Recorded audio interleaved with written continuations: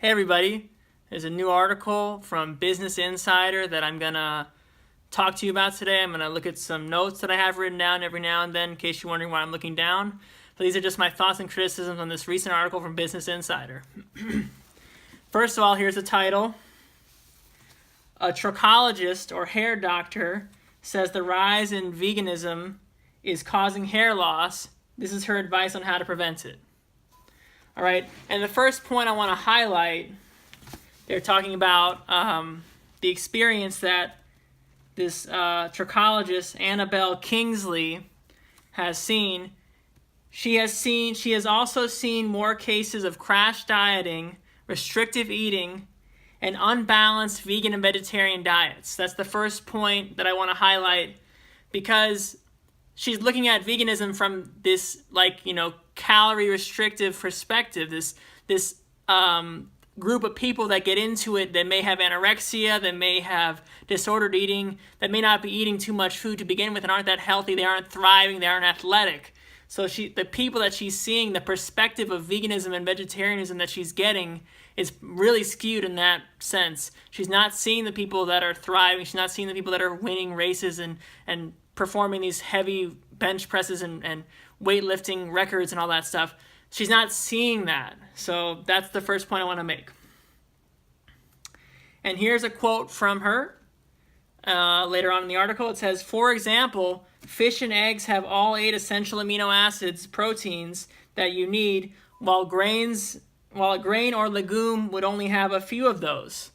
If you only get one set from a source of protein, you need to get the rest from something else.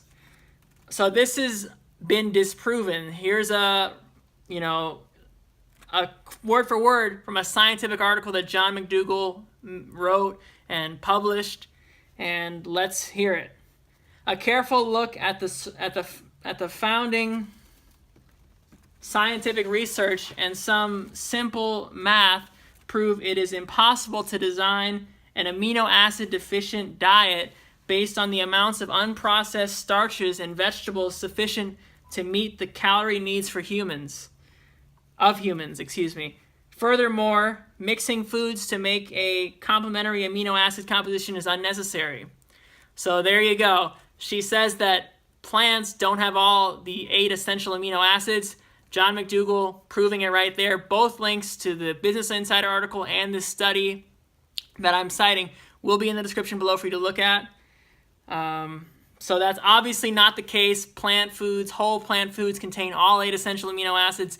You don't need to worry about that on a vegan diet. It's not going to cause your hair to fall out if you're eating a vegan diet necessarily, as long as you get enough calories. So they also point out that vegans and vegetarians are at higher risk for iron deficiency. And my response to that is that heme iron from animal products, it's probably going to increase your disease risk. Put a link below for that as well. And as long as you get enough calories each day, you should get enough iron. Iron's not a big deal with people that are sufficiently nourished, people that are getting the calories in, people that are moving, people that are active. And I think non-heme iron, which is only found in plants, is a lot better than heme iron, which could increase your risk for certain cancers and all that bad stuff. All right? So they also bring up B12, and they say that can be an issue. That can be something that comes up for vegan, vegetarian people. But they've done studies on this. I'm not even going to link them below, but malabsorption is very common with people just in society, and most people aren't vegan and vegetarian to begin with. So this is not something that is uncommon, and I think everyone should supplement with B12. And I think most vegan and vegetarians do because they actually take care of their health. They are proactive. So this idea that it's just a vegan problem, the B12 thing, is ridiculous too. I think this article, they're trying to just throw shade at vegan and vegetarian people, trying to, create a connection between that and hair loss. But I don't think that's necessarily the case. There's plenty of hair products that have been out there for years and years, and not everyone's been vegan and vegetarian. The rise in vegan and vegetarianism hasn't been as strong as it is now back then. So, is everyone just they're just trying to nitpick at something and try to encourage people to not be vegan or vegetarian because they feel like this is something they can